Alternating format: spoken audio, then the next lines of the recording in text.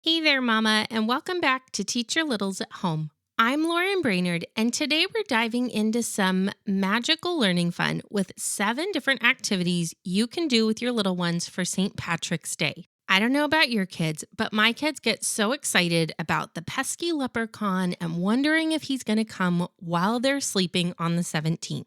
If your kids are anything like mine, then get ready for these 7 activities that are going to make the day really, really fun for your little learners. Hey there, Mama. I'm Lauren Brainerd, and this is Teach Your Littles at Home. I'm so excited you have tuned in as I share fun and hands-on activities you can use right away to help you play and learn with your little ones. So let's dive right into today's episode so you can make more memories than you ever dreamed of.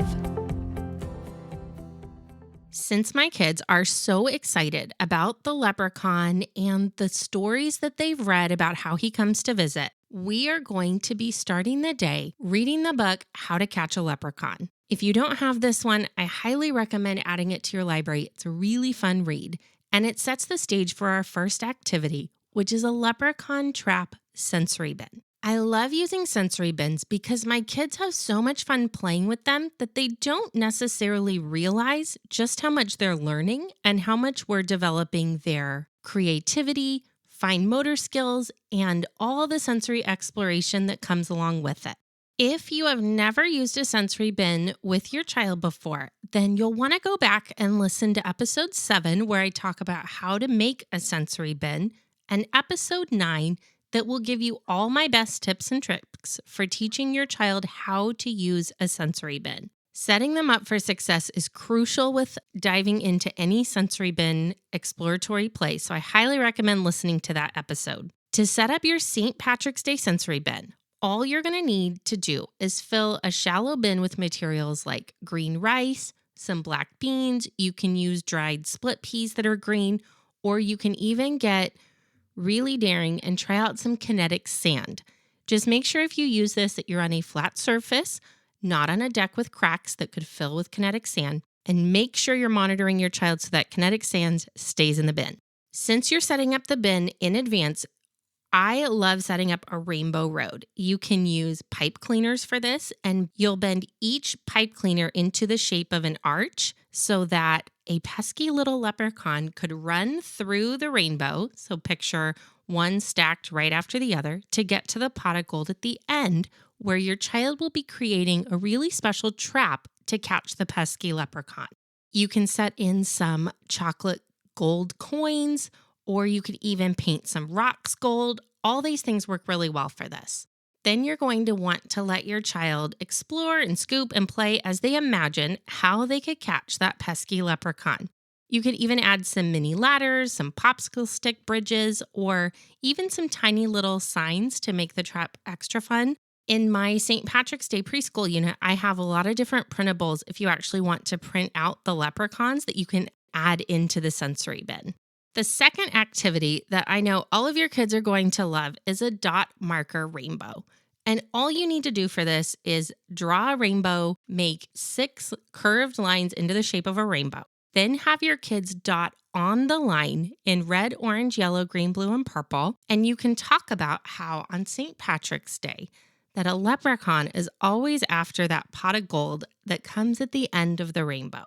It's a great way to work on their hand-eye coordination and working on color names and recognition. If you don't have dot markers, no worries. I've linked them in the show notes for you, but you could also use Q-tips and paint, or you could even just dab paint using a thumb and do some finger painting, whatever you have on hand. The important thing here is it's a fun, fine motor workout, and it's helping our kids learn the important skill of learning their color names and learning the order of the colors in the rainbow. The third activity I have for you today is a directed drawing. I am using directed drawings more and more with preschoolers just to show them how to follow step-by-step directions and help them improve in their drawing abilities. So today we're working on a gold coin. I've created a directed drawing printable for you that's inside my St. Patrick's Day preschool unit that you can use, or you can just show your kids how to draw a circle within the circle, and then draw lines to connect the 2 circles together to make the edge of the coin. Then they can draw their very own leprechaun treasure right in the center of that coin. For our fourth activity, let's talk about Play-Doh. I love Play-Doh because it is so good for building hand strength and hand control in your kids, but it's also one of those iconic childhood pastimes that we all did growing up. Anytime I get out Play-Doh in my home and I hear the same thing from all of you and other friends, kids come running. They get so excited, they want to dig into that Play-Doh and they just want to create. So since we're talking about St. Patrick's Day, you might want to grab a simple green Play-Doh. You can add some gold glitter to it, and then you can pair it with some shamrock cookie cutters, small plastic coins, or whatever Play-Doh tools you have on hand. Then encourage your child to roll out the dough, stamp it, and create their own leprechaun treasures. You can also grab the Play-Doh vocabulary cards in my St. Patrick's toddler unit, which we use to introduce new words and concepts, and they actually get to build all the different vocabulary words using the cards. For our fifth activity, we are grabbing a box of cereal and we're turning snack time into a math lesson. So grab our favorite marshmallow cereal, then have your kids sort all those marshmallows by shape, by color, and then they can count how many they find. You can also create simple patterning activities where they can make what's called an AA or an AB pattern. An AA pattern is where the same item would repeat itself. An AB pattern is alternating two different items. So you have AB, AB. You could even do things like ABC pattern where you use 3 different types of cereal. Try it out with your kids and see what they're capable of. I think you will be surprised just how quickly they catch on and all the different pattern assortments that they're able to make. Activity 6 is actually going to help you get ready for dinner tonight.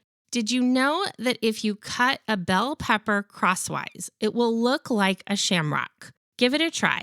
Grab a pepper, cut it in half, and then dip it into some green paint and let your kids stamp it onto the paper to create shamrocks all over the paper and create this beautiful field of shamrocks. The best part is all the leftover scraps can be cut up and turned into your favorite sheet pan dinner tonight. The 7th activity we are talking about is a torn paper shamrock art. And for this fine motor activity, what you're going to do is draw a large shamrock on a piece of paper. Then give your child an entire complete sheet of green construction paper and have them use their fingers to just tear it into tiny little pieces. Then they're going to get to use the torn pieces and glue them inside that shamrock that you already drew for them to create a really cool textured piece of art. It's a great activity for strengthening their little hands and encouraging them to be creative with something that might have just looked like a simple piece of paper, and they get to see how they can turn that paper into their own creation. One thing I forgot to mention when we talked about creating our leprechaun trap sensory bin is that I love to leave the sensory bin out somewhere in the house and see if we can catch a leprechaun sometime through the day. Now remember, leprechauns are really sneaky, and I have never actually caught one, but we have found a lot of evidence in our home that a leprechaun has been here. We have found tiny little green footprints outside of our traps. We've actually found the water in the toilets has turned green because a leprechaun came through. And sometimes we even find gold chocolate coins left somewhere throughout the house. And there's usually a really big mess in the area that shows that the leprechaun has been here.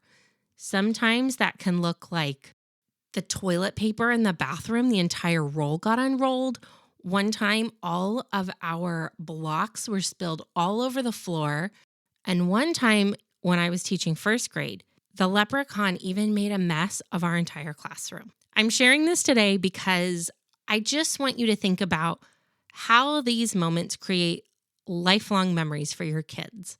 When something out of the ordinary happens in our home, it can create these core memories for our kids that they will carry with them for the rest of their life, and they will remember that day when they spent time with mom working on a sensory bin and they almost caught the leprechaun. I hope you're feeling As excited as I am to dive into St. Patrick's Day just a week from today, and if you would like to make the day really simple and stress-free for you, make sure to grab either my toddler or preschool St. Patrick's Day units in my shop. They include all of the printable activities you need, including the directed drawing gold coin lesson, the Play-Doh vocabulary cards, the cutouts for your sensory bins, the dot marker rainbow. Everything we've talked about today is in there outside of the real items that you'll pair with them using things you already have around your home. Thanks so much for tuning in to today's episode of Teach Your Littles at Home, and I can't wait to talk to you again next week. Thank you so much for tuning in to this episode of Teach Your Littles at Home. I hope you are feeling so inspired to create a new activity to do right away with your little ones. If you like listening to my mommy, will you please leave her a review? Before you head off to plan the next activity, would you mind leaving me a quick review on Apple Podcasts or wherever you are listening from? This is the only way for me to know if you're finding my tips, activities, and advice helpful, and I get so excited reading each and every review. I hope this episode has left you feeling empowered to try something new with your kids this week. And if so, would you please hit the share button and share this episode with another one of your mama friends who also wants to create activities with her little ones. I can't wait to share even more fun activities with you on our next episode. Have a wonderful rest of your day playing and making memories with your little ones.